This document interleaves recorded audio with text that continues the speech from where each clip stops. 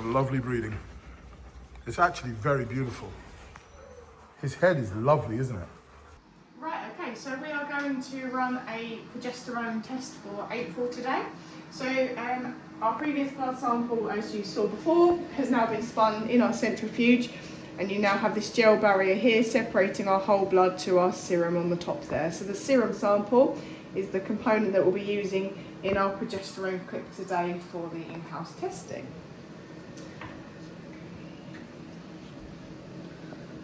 So when you run progesterone, does that then give you a result to know when the bitch is ready to be mated? Yes, so they'll give you a reference range and then essentially it will give you a guide as to if she's at the peak point, so we can then have a clearer understanding of if she's at the best optimal point for a successful breeding as such. Brilliant, brilliant. I'm just drawing up the serum here. And popping that into the sample cup there. Perfect. We're just going to pop this one in here. And this is our progesterone clip.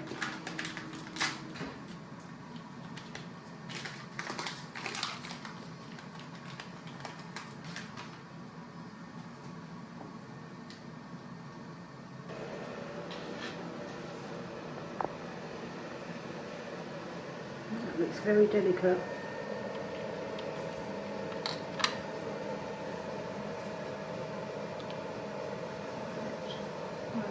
Slide that in there. That's it. Okay. And now we can proceed. So this test, as you can see, it's all run in-house. We'll have the results very shortly. And I will tell you in a minute just how long it's going to take. And we'll come back to you with the results. Okay, so in just under 12 minutes, we now have our results back in-house. So as you can see here yesterday from the 15th, April's progesterone results was 15.1. So today it's increased to 24.5. Now what that means is when you're looking at the interpretation chart from the lab itself, is there has been a significant increase, which would indicate that she is now at or near ovulation. So this result, in combination with the vaginal swab cytology exam and also the behavioural signs of the bitch herself, will allow us to determine the very best time to ensure that she is at that peak ovulation point. But we will now have a look at the vaginal swab cytology and compare the two together. So we are looking now at April cytology smear. We did a slide from a swab, and what we can see here, accordingly with the results from the progesterone shown before, we can see clusters of cells. What are we looking after? First of all, the size of the cells, the type of the cells, and also if the cells got a nuclei. As far as we can see, we are not seeing any kind of cells with nuclei in, and according to the progesterone results, is showing us the dog is near or at ovulation. So as we can see, it's a big cluster of cells here, and also we are seeing predominantly superficial cells, cornified cells with a clear background. Yeah. This is important. This is important to staging basically the moment of ovulation. As bigger the clusters are, as ovulation is closer.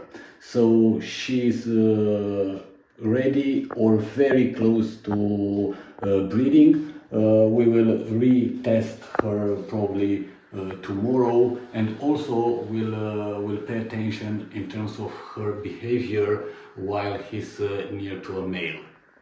The science part, but also the canine's behavior now.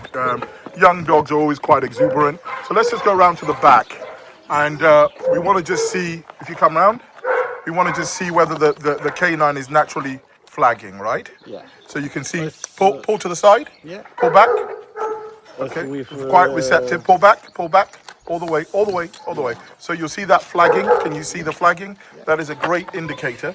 As we touch you see the vulva, how that comes up and the vulva is raised. This is also a great indicator that she is receptive. The behavior of the dog is enthusiastic. And one of the great things with the breeding now is that all the x-rays and hip profiling that can be done on site, it just really helps our breeding program. Walk around and let's just talk about the gait of this animal. Walk around, give him more line, yep. So you're almost gonna run around with him, yep. And we wanna just see his gait, yep. And come back towards me. Nice, powerful movement. Yep, strong canine with great exuberance, not cow hot, strong movement, fluid. The ancillary support that we will offer to breeders. One of the most important things is, responsible breeding.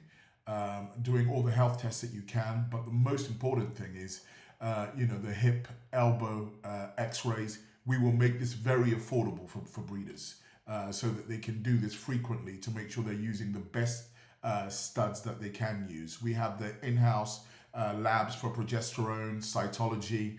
We will support and encourage microchipping and vaccination courses by making it very affordable for breeders and puppy owners.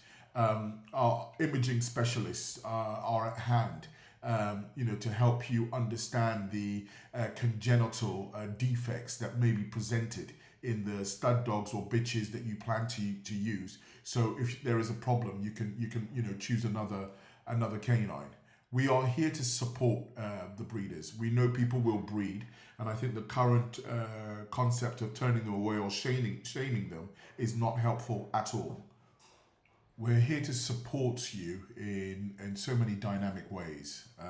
We have a turnkey solution for canine husbandry, right down to helping you train your animals, helping make them more stable around farm animals, and making sure that you are a responsible and well-engaged dog owner with an animal that's for all breeders and puppy owners. We have our canine kindergarten for early socialization and interaction, a program that is critically important for creating stability, balance. The veterinary clinic is located at Stanhope Farm, where we produce, the finest, better than human grade raw dog food. Again, nutritional support, nutritional advice. We want to make sure that we are fully capable in giving you the best advice, so that you can be the best dog owner that you can be, or cat owner or pet owner. So we have a turnkey solution that covers pretty much all aspects of canine husbandry. Visit poochdvd.com.